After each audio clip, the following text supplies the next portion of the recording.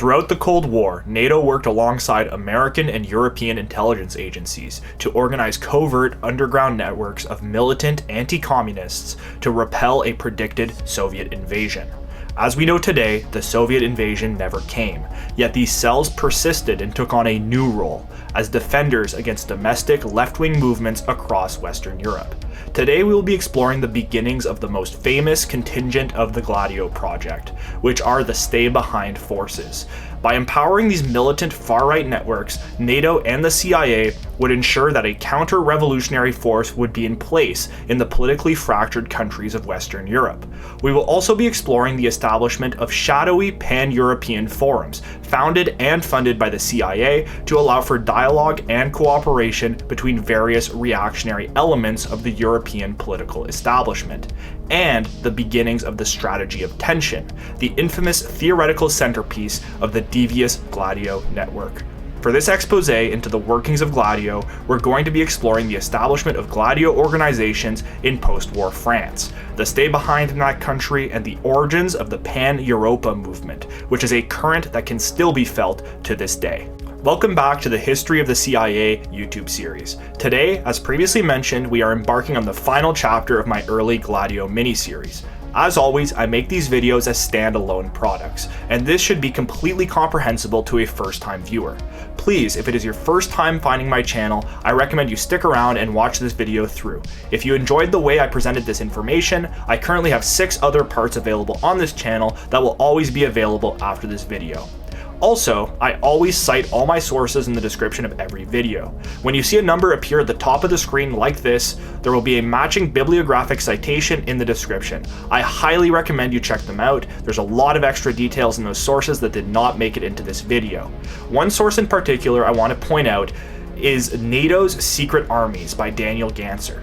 It's a bit of a pricey book, but it is arguably the most complete and extensive and widely available history of Gladio.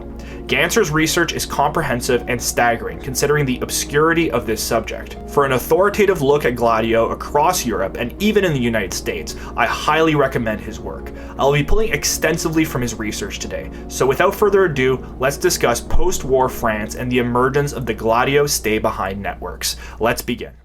I will do my level best to stand up for freedom and democracy around the world by keeping the United States of America strong and by keeping our eyes wide open as we welcome change in the world, but keeping our eyes wide open.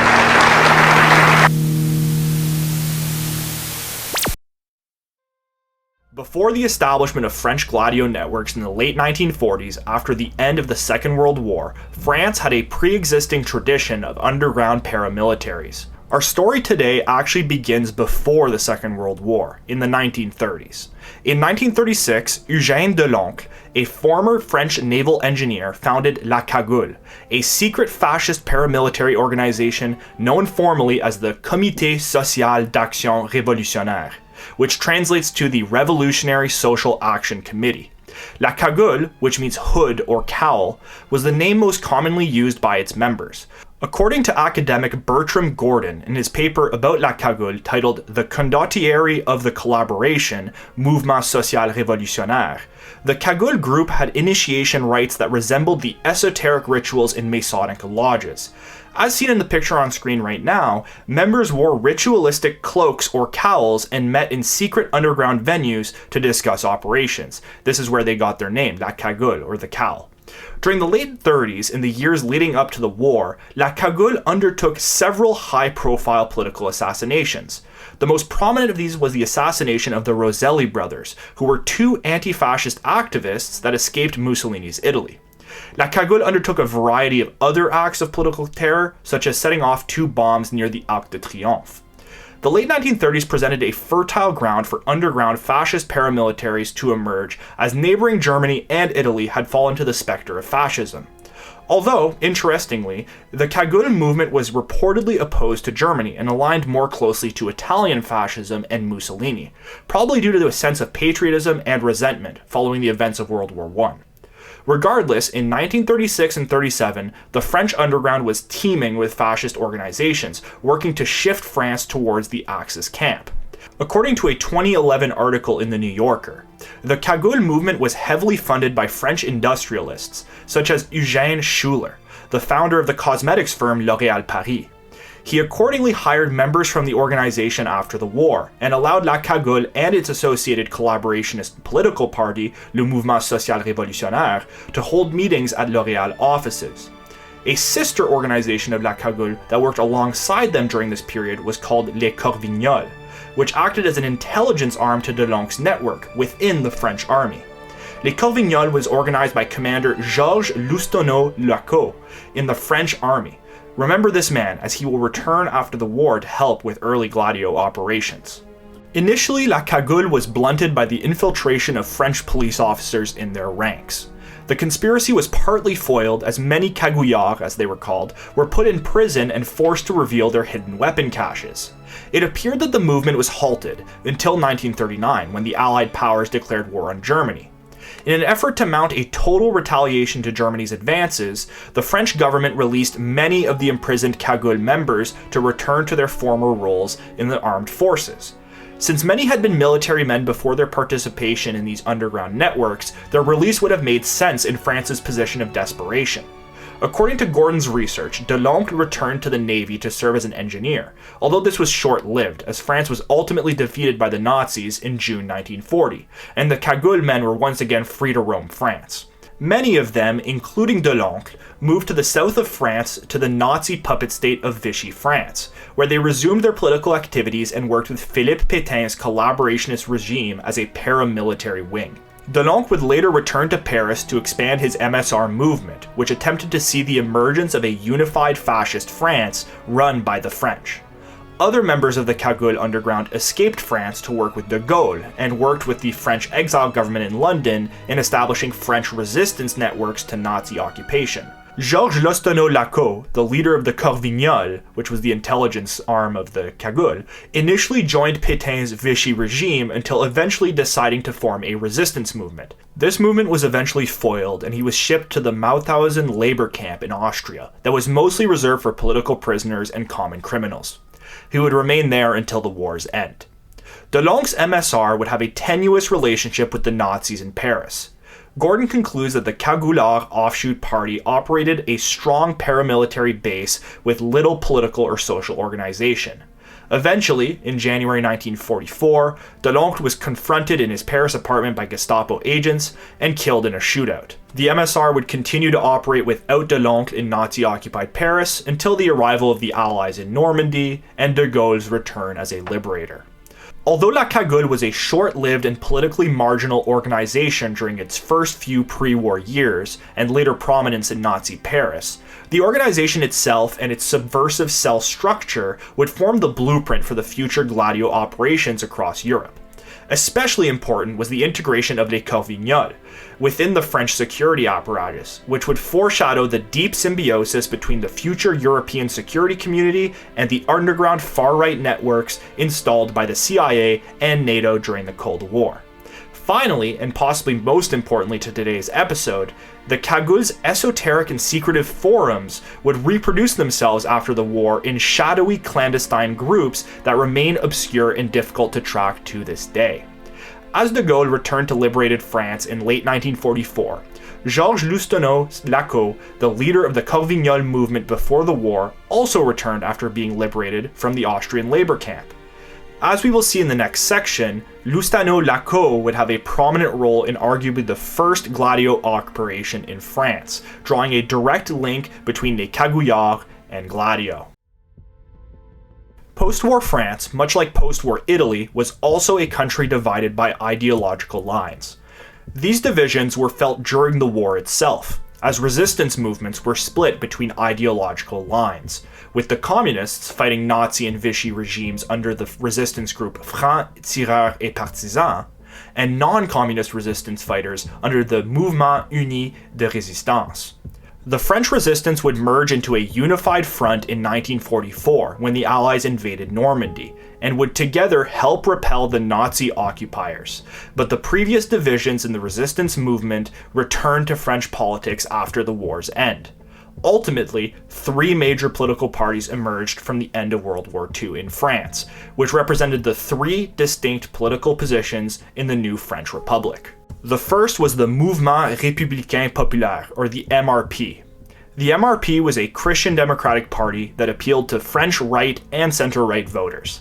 Throughout French history, the primary right-wing party often shifted depending on the president or the mood of the time, and the MRP would be no exception. The MRP would become politically obsolete by the late 50s, being overtaken by the rising Gaullist movement led by future long-standing president and French figurehead Charles de Gaulle, from the late 50s until about the late 60s. Although he was briefly the president, immediately after the liberation of France between mid-1944 and 1946, de Gaulle would dramatically step down due to protests against his efforts to centralize the French state directly under his authority. The centralization of power under the president would be a continuing trend throughout the history of the Gaullist movement. With the Gaulle movement on pause, the MRP emerged as the ubiquitous right-leaning party in post-war France. The second major political allegiance in post-war France was the French Communist Party, or the PCF. According to researcher Daniele Ganser, the PCF was the second largest communist party in Western Europe at the war's end, only topped by Italy's communist PCI party.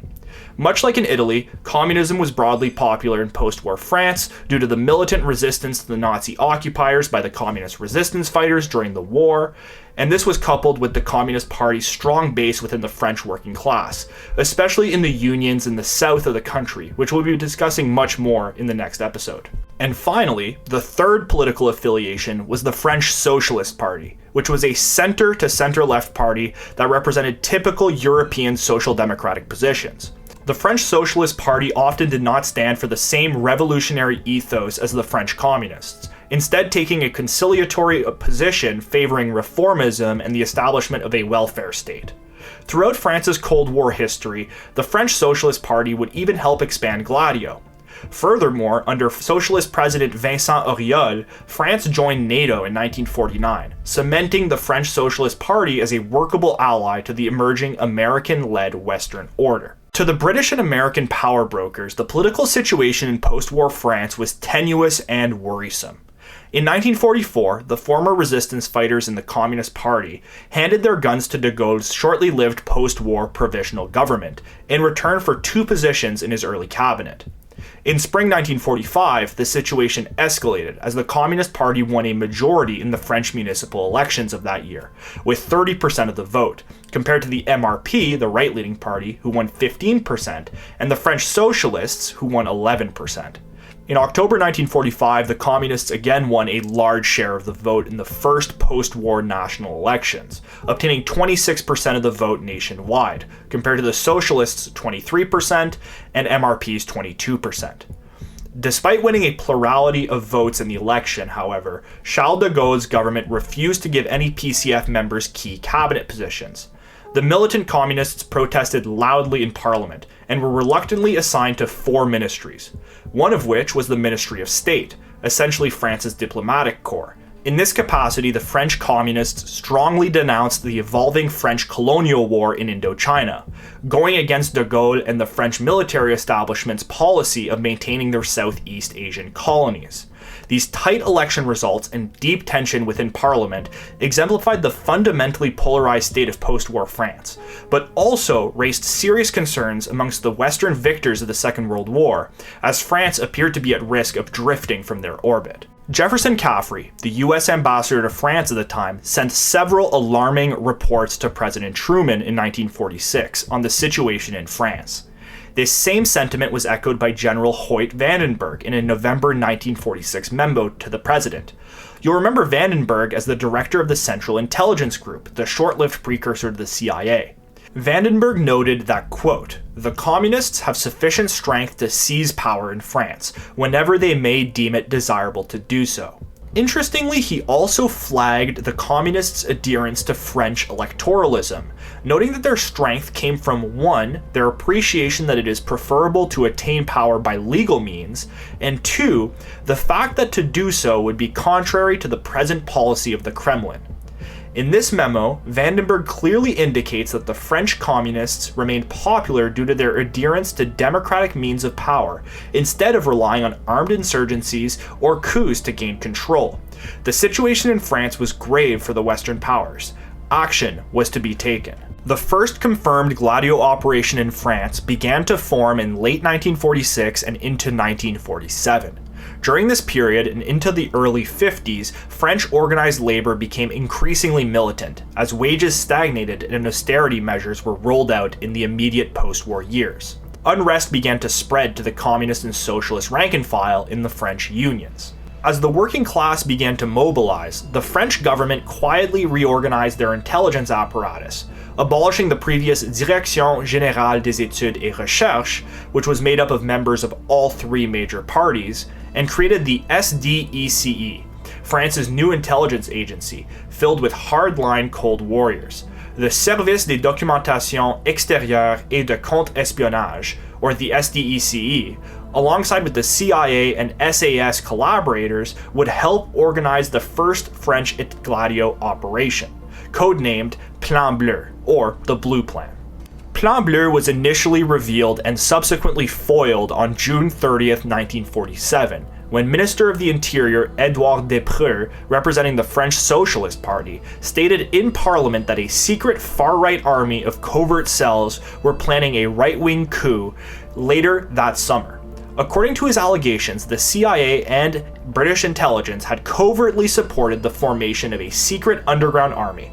According to Ganser, the official investigation into Plan Bleu was led by French intelligence themselves, with the investigations headed by the director of the SDECE at the time, Henri Ribière.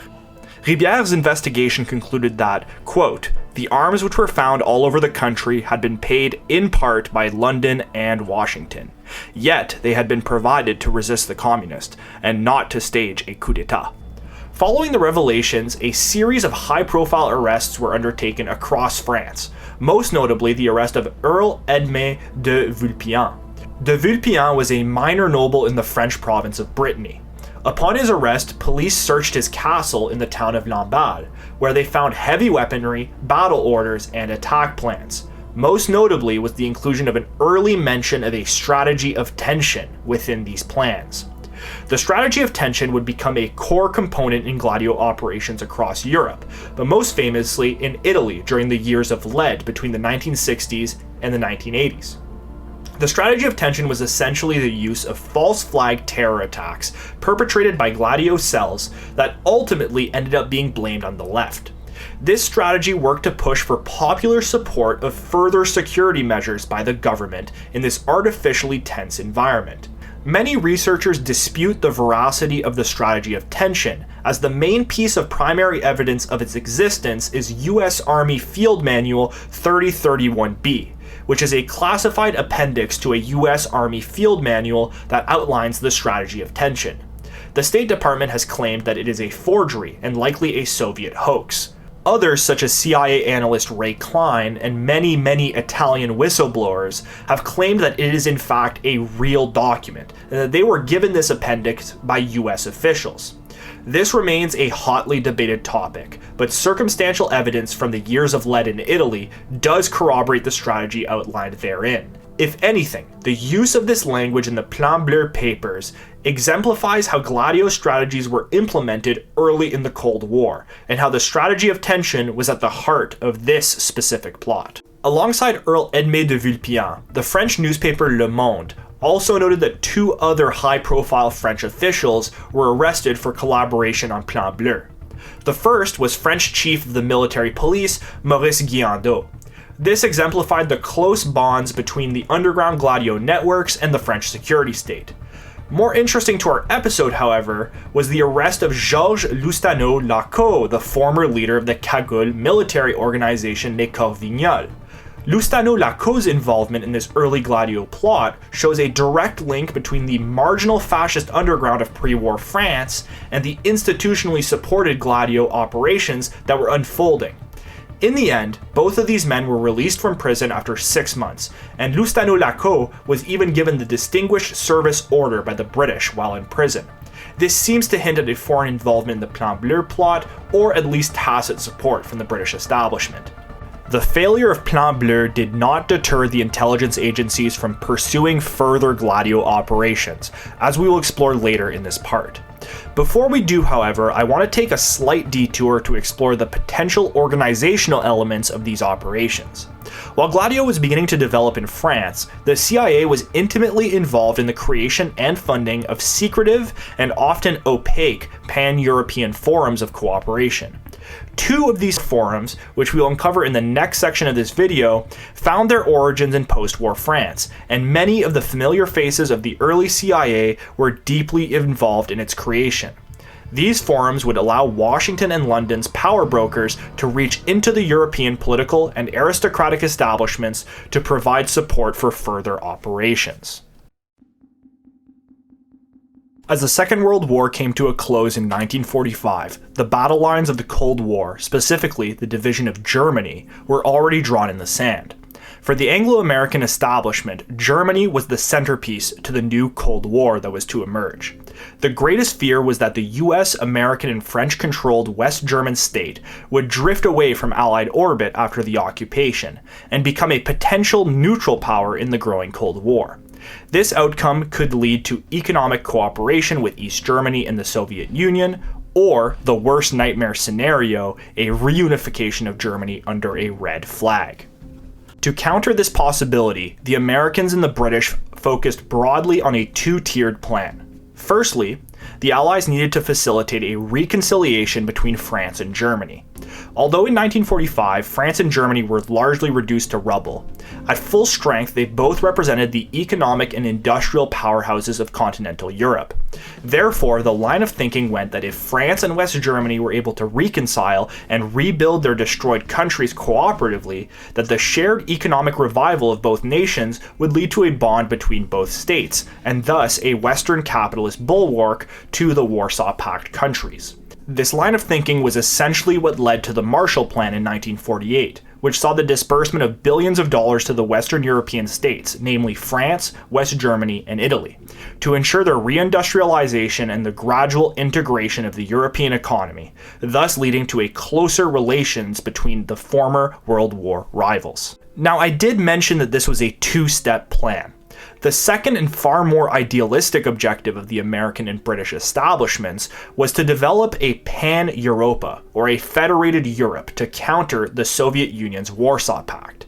Today, the European Union has in many ways achieved this goal of a unified Western European quasi-state, but what is often overlooked is that this idea has been perpetuated by the British and American power elite since even before the Second World War. These currents began to re-emerge once the war had ended. At the time, however, in the war-torn continent, the idea of a federated Europe was largely unpopular, especially in regards to the integration of Germany and Italy, the two aggressors in the Second World War. This, of course, is where the CIA stepped in. In 1948, Wild Bill Donovan, the former head of the Office of Strategic Services, the wartime predecessor to the CIA, founded the American Committee on United Europe, or the ACUE. Donovan at this point was legally a private citizen and a Wall Street lawyer, but as we have covered extensively to this point, he continued to work closely with the CIA as an asset for the years to come. As chairman of this new organization, Donovan hired first, of course, Allen Dulles, the future director of the CIA under Eisenhower, as his vice chairman, and Walter Beadle Smith, who would become the director of the CIA in 1950 for Truman's last 2 years in office. As well, according to the Telegraph's 2000 article, he also hired a roster of ex-OSS figures and officials who moved in and out of the CIA. This clearly points to this organization being a CIA cutout and a key fixture in the CIA's mounting information war in Western Europe. Richard J. Aldrich at the University of Nottingham wrote a fantastic scholarly article about the ACUE in 1997, which is available for free at the link below. Aldrich claims that the ACUE sought to promote European federalism and the Pan-Europa movement across Europe through front groups and lobbying networks in NATO countries. Aldrich outlines the major requirements from these groups to receive support from the CIA front. Firstly, the group had to support the strengthening of the Council of Europe, which remains to this day a central piece of the European federal project. Secondly, the groups had to be in accordance with the rollout of the Marshall Plan, the Mutual Security Act in NATO, and NATO more broadly. Third, front groups gaining ACUE support had to be in favor of West German integration into a unified Europe. And finally, and maybe most importantly to our series, groups supported by the ACUE, quote, must not be in opposition to the foreign policy of the United States. This last point is especially concerning, given that America's foreign policy at the time in Europe involved the CIA helping to establish stay-behind armies in France, interfering in the Italian election of 1948 as we saw in part 5.1, and, as we will see in a future episode, I promise, arming ruthless monarchist militias in the Greek Civil War. As far as Gladio is concerned, the ACUE was specifically funding and supporting groups that were in full accordance with Washington's meddling in European affairs. Therefore, this CIA front worked to create a favorable environment for the unfolding of Gladio throughout the Cold War. Of course, these tenets would remain secretive and obscure at the time, and were only uncovered later by researchers such as Richard Aldrich and David Teacher, who we will discuss later. Funding for the ACUE reportedly came primarily from the CIA, but was also provided by powerful American internationalist think tanks, such as the Rockefeller and the Ford Foundations. As the CIA grew, Allen Dulles, deputy director of the agency at the time, was convinced by his special assistant Thomas Brayden to create the International Organization Division, which consolidated all CIA funding for front groups and propaganda efforts into one directorate. Accordingly, in the spring of 1951, Thomas Brayden was made head of the new division, and he got to work funding the ACUE and associated Pan-European groups. Thomas Brayden, for his part, was an instrumental figure of the CIA's information campaign. Brayden would later have a storied history working under Operation Mockingbird, which was the CIA's covert domestic propaganda program. Under the Mockingbird umbrella, he would be active in American media, firstly as the publisher of Oceanside newspaper, which he purchased in 1954 with a $100,000 loan from one Nelson Rockefeller, and later as the creator and host of CNN's show Crossfire, a political debate show featuring a liberal and a conservative pundit. Just for the record, Tom Brayden was the liberal pundit on the first Crossfire series, alongside Pat Buchanan, a longtime paleo-conservative who worked as a special advisor in the Nixon, Ford, and Reagan administrations. CIA agent Tom Brayden will come up in our next episode when we look at the French Connection, as he worked to pacify the docks and help the Corsican Mafia take control in the early 1950s. By 1954, Brayden was replaced as the head of the International Organizations Division of the CIA by another important figure, Cord Meyer. If you're at all familiar with the Kennedy assassination, you'll recognize Cord Meyer as the husband of Mary Pinchot Meyer, who would famously have an affair with JFK. Mary Pinchot Meyer would be mysteriously killed almost a year after Kennedy's assassination, and the ghost himself, James Jesus Angleton, head of counterintelligence at the CIA, would help cover up the details of her murder. We will go much deeper into that in a later episode. I just wanted to highlight this future connection. As one final note on the American Committee on United Europe, before moving on to a much darker and shadowy CIA-funded forum, I want to highlight a quote from CIA agent Cord Meyer later in life, long after he served as head of the International Organizations Division at the CIA. Meyer stated in a reference to ACUE-funded groups, quote, "European political and cultural leaders who solicited our aid made it a condition that there be no publicity, since the communist propaganda machine could exploit any overt evidence of official American support as proof that they were puppets of American imperialism." This quote is indicative of the nuanced understanding of these CIA men of the goals of their campaign, and the potential criticism from their opponents. The goal was to create a unified political security community within the perceived US-dominated Western sphere. By pushing for further integration and federalism within these disparate states, the US could more easily form a consensus amongst its new allies regarding foreign policy and, incidentally, the need for a Gladio stay-behind. As we will see throughout this series, right-wing and center-left parties would equally support the formation and continuation of Gladio organizations at the behest of American and British intelligence.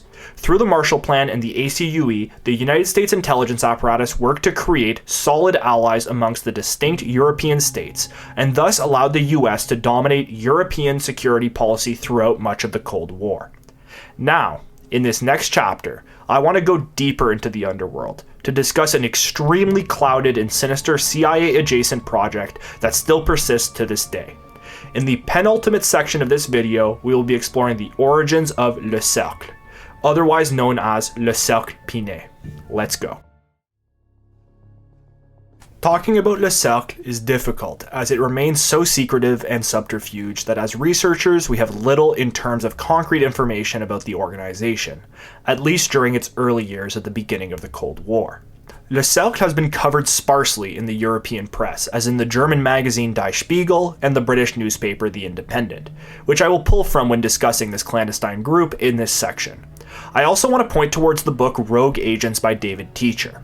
David Teacher was a former translator for the European Union who became a whistleblower, uncovering and leaking primary documents relating to underground organizations across Western Europe. Rogue Agents is available online for free, and I've linked to it below. The book acts more as a Rosetta Stone for navigating this complex underground web of elite European forums. I will say that his work provides little in terms of analysis or editorial, as he simply lays out all the facts and players without any frills.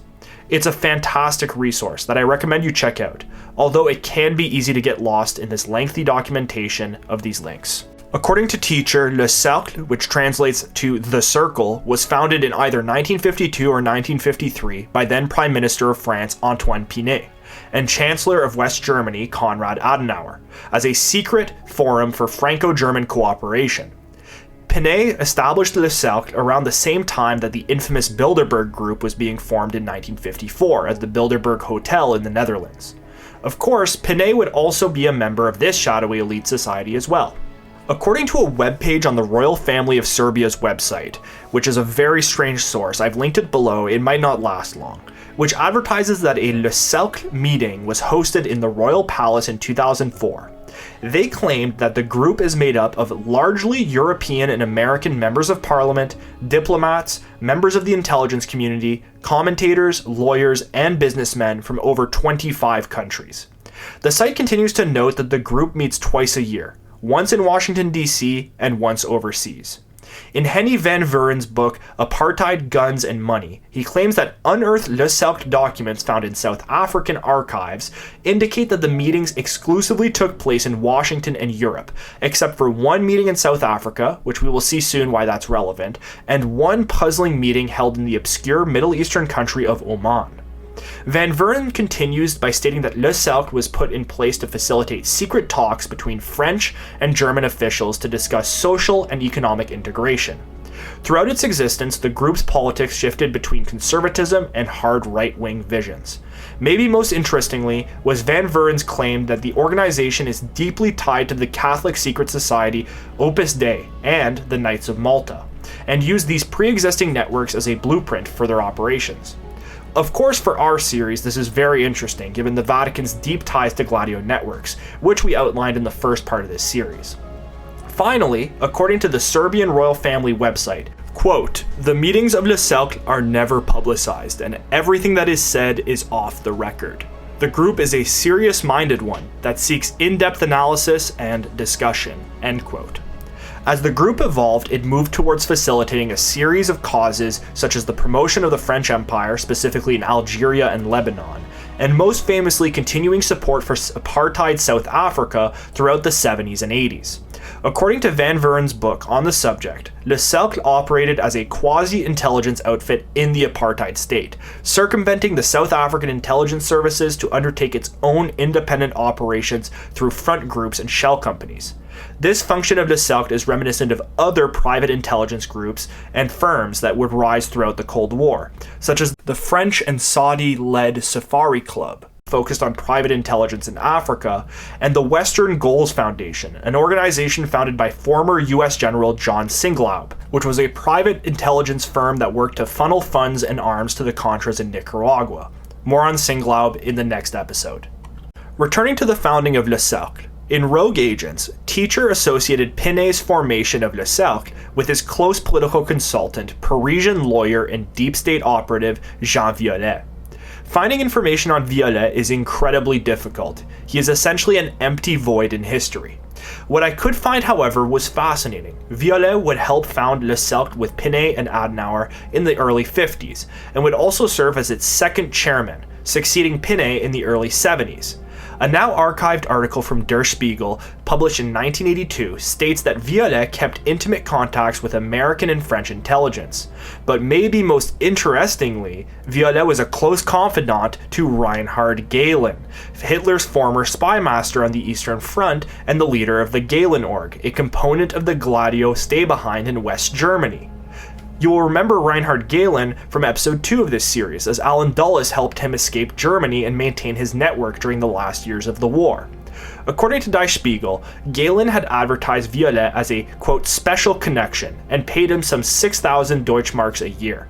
The article in Der Spiegel bases its reporting on a testimony by Hans Langemann, a German intelligence officer who turned whistleblower in 1980. The reports about this affair from the Bavarian Parliament are still available on their website, which I linked below. On the webpage, the reports are under the 9th and 10th electoral terms section on the page. It'll make sense once you get there. Langemann claimed additionally that he once paid 30,000 Deutschmarks directly to Vuuren on behalf of Gehlen for the purposes of Le Cercle. Langemann would eventually serve 9 months in prison for his revelations. This Gehlen connection points to one source of funding for Le Cercle, but other sources have also claimed that the CIA was allegedly involved in its financing. Much later, in 1997, UK Tory Member of Parliament Jonathan Aitken and former chairman of Le Cercle would be ousted from the group following several high-profile political scandals. Following his release from the group, the British newspaper The Independent undertook some investigation into the group. They reported that according to fellow Tory Member of Parliament Alan Clark's diary, which he published in the late 1990s, Le Cercle is an Atlanticist society of right-wing dignitaries, and a right-wing think tank funded by the CIA which churns out Cold War concept. This CIA funding source is not surprising, as the article continues to name members of Le Cercle, such as former directors of the CIA William Casey and William Colby, Henry Kissinger, and former President Nixon after his time in office. And of course, according to Van Vuuren, David Rockefeller, and finally, Brian Crozier, who has a lengthy resume of deep political activities in the UK, most notably as the head of the Information Research Department in the UK Foreign Service, which was allegedly a secret propaganda arm of the British Foreign Office. In 1979, Crozier presented a planning paper to Le Cercle that he later declassified and was subsequently reported in The Independent. Now, I want to preface this with a huge warning on the authenticity of this piece. Crozier was deeply embedded in the British security state and worked for much of his life as a propagandist. I cannot say for sure that what he reported was a real Le Cercle document, but the objectives presented were by no means whitewashing the intent of the group. The listed objectives included 1. Undercover financial transactions for political aims. 2. International campaigns aiming to discredit hostile personalities or events. 3. The creation of an intelligence service, presumably private, specializing in a selective point of view. And finally, 4. The establishment of offices under suitable cover, each run by a coordinator from the central office. It goes on to say that current plans cover London, Washington, Paris, Munich, and Madrid. Even if a fraction of these objectives are true, the influence of Le Cercle on global events cannot be overlooked, despite us having little view into the practical application of these tenets. This whole section may appear unsatisfying, as we are still largely in the dark regarding Le Cercle's actual activities. However, I wanted to highlight the creation of this group to exemplify the institutional depth of European politics. At the surface were CIA-funded front groups, such as the American Committee for a United Europe, that pushed for consensus on European politics and foreign policy, closely aligned to an Anglo-American agenda. In the background and largely in the shadows existed forums such as Le Cercle, made up of the most elite members of the Western ruling class. The existence and perpetuity of these secret meetings indicates a long-standing tradition of cooperation and a unified mission. Additionally, Jean Violette's closeness to Gehlen indicates a link between Franco-German integration and the stay-behind networks that Gehlen was so closely associated with in Germany. First with the werewolves in Nazi Germany, and later under the US-funded Gehlen Org, that would eventually turn into the West German intelligence service, the BND. Furthermore, Le Cercle's future activities as a private intelligence group hints at close ties between the Western intelligence apparatus and the shadowy forum founded by Pinchot and Adenauer. MP Alan Clark stated in no uncertain terms that the CIA was its main beneficiary. All that to say that clandestine activity was rising in post-war Europe, and in France, the CIA was heavily invested. In the final chapter of this episode, and the final chapter of this mini-series, I want to look into what the Gladio Underground was like in France, and discuss the concept of Gladio as a whole, what we've learned so far, and some alternative views of the Gladio project. The actual Gladio stay-behind network in France is often overshadowed by the significantly more prominent and researched Gladio network in Cold War Italy. Following the foiled Plan Bleu, the French intelligence services and the CIA got to work organizing a new stay-behind that was given several code names. According to Gérald Arbois, in his academic paper on Gladio for the Centre Français de Renseignement, the French Gladio program was simultaneously referred to as either Arc-en-Ciel, or Rainbow, Mission 48, named for the year it was founded, or, most famously, Rose des Vents, which means compass, allegedly named after the NATO insignia. Arbois traces the origins of the Rose des Vents network to two French Special Forces officers who recruited one François de Grossouvre, the owner of a small sugar company in Lyon. He would eventually found the company Générale Sucrière, which would be awarded the first license to manufacture Coca-Cola in France. Grossouvre is the most famous character that is directly linked to the Gladio Underground in France. During the war, he was briefly a member of a Vichy militia known as the Service d'Ordre des Légionnaires, or the Legionary Order, which acted as a paramilitary force within the Nazi-aligned Vichy regime. In 1943, he switched sides and joined the resistance movement, later claiming that he was working as a spy for the resistance in the Legionary militia.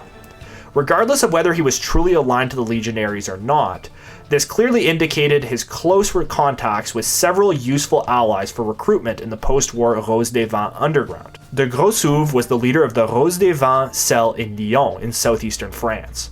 According to an interview he gave a year before his reported suicide in 1994, and 4 years after the Gladio program was revealed by Italian Prime Minister Andreotti, de Grossouvre claimed that while the program was active, he was in contact with at most 10 people at one time within the network, and that everyone below those 10 people were unaware of his involvement.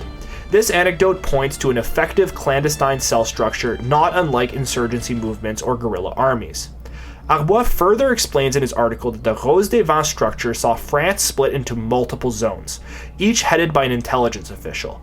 Much like a pyramid scheme, the intelligence officials would hire a group of underlings that reported directly to them. This would reproduce itself down the line, with the underlings hiring 3 more men below them, thus multiplying the network without any links between the top and the bottom. Arbois shares the picture on screen in his article, which is a FOIA document released in 1999 from the CIA's European Division. This diagram is for Organization Zipper, which was a joint CIA-BND program which involved Reinhard Gehlen, the famous originator of the werewolf program in Germany.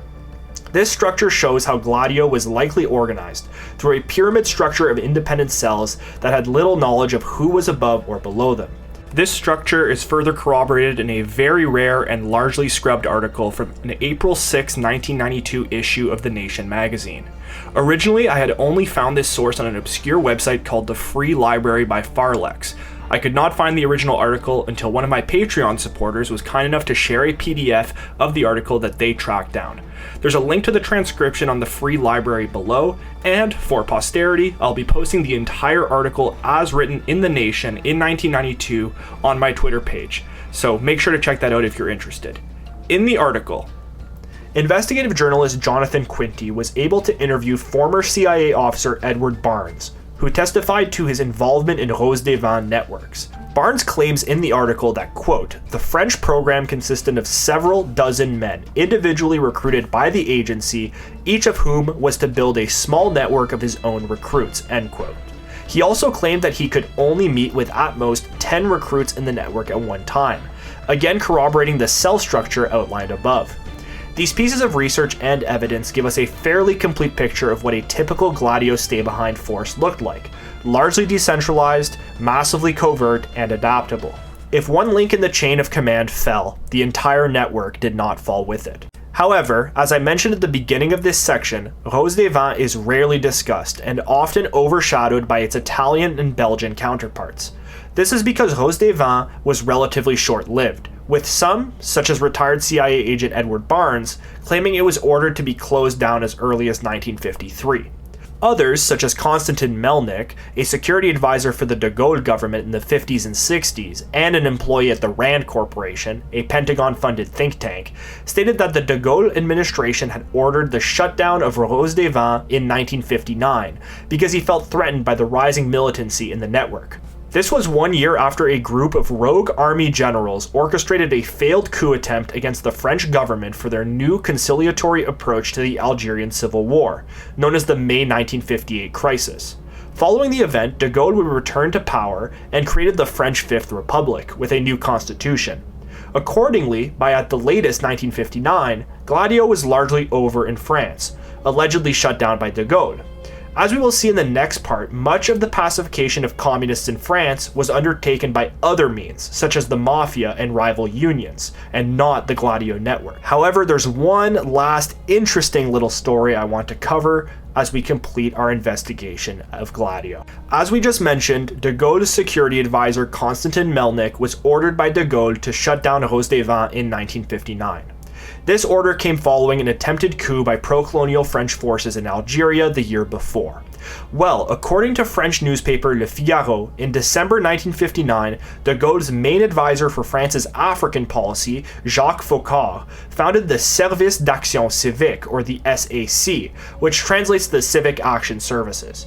This organization, which was centralized under the president, was essentially a secret police force controlled directly by the president of France.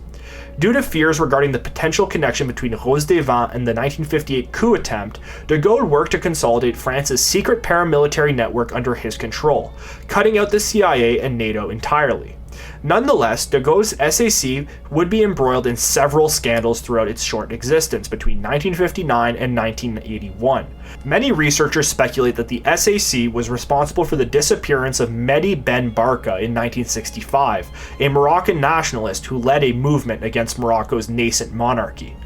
Most shocking was in 1981 when 5 SAC commandos were sentenced to 15 years and life sentences for the brutal murder of Jacques Massy and his family in their home, following his investigation into the organization's corruption. This massacre led to the disbandment of SAC in 1982, 1 year after the election of socialist president François Mitterrand.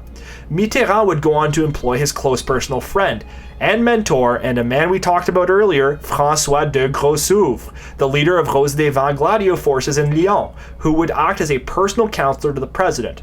Of course, this was the 1980s and the Iran-Contra era, so de Grossouvre was most famous for his work in the arms trade in Lebanon and Syria, and would be known for his personal ties to both countries. By 1985, de Grossouvre was no longer working for the Mitterrand government and instead worked the rest of his life for arms trader Marcel Dassault. In 1990, while Mitterrand was still president, the Gladio scandal would be revealed by Italian Prime Minister Giulio Andreotti. And in 1994, de Grossouvre was found dead in his apartment. It was ruled a suicide, but the investigators found 2 bullet holes. And in a nutshell, that is Gladio in France. I hope you all enjoyed this 3-part investigation into Gladio. I surely did. We covered a lot of ground in this series, and I promise we will return to Gladio again in time. We saw firstly the intermelding of mafia types in the CIA in Italy to place the Gladio-friendly Christian Democrats in power in Italy. Next, we investigated the use of blackmail as a passive tool of control in the United States, but also as a key tool to consolidate the Gladio web, especially later in the 80s. And finally, today we covered the informational aspect of Gladio, how Pan-Europeanism played an instrumental role in creating a unified policy across the continent, and how the cell structure of the program worked in practice. Hopefully this series has helped you better understand the events of the early Cold War in Western Europe. Now, just to finish up here, I want to start off by thanking my patrons for all their ongoing support. You really help me do what I do and make ends meet. Your support has allowed me to buy several books that I have been eyeing for a while now, so thank you so much. Those books will appear in the next episodes, I promise. If you enjoyed this episode or any of the videos on my channel, please consider supporting me on Patreon. I make no money from YouTube ad revenue, so every little bit helps immensely in making my fully independent productions. In the next part of this series, we'll be going back to France, starting a 3-part expose on the French Connection. I know I promised that we would cover the French Connection in this episode, but it is simply too vast to cover in one episode. I wanted to finish our Gladio investigation first, and I want to do the French Connection justice, and 3 parts feels adequate. As always, I love hearing your thoughts in the comments. I still read them all, and I want to thank you for your kind words and constructive criticism. As always, a like goes a long way to help me in the algorithm. Subscribe if you haven't already. New videos come out fairly frequently for, I think, the length and the amount of effort I put in. So thank you so much for watching, everyone. I hope you learned something today, and there's many other videos on the channel that are equally as interesting, I hope. And as always, remember to keep your eyes wide open. Take care.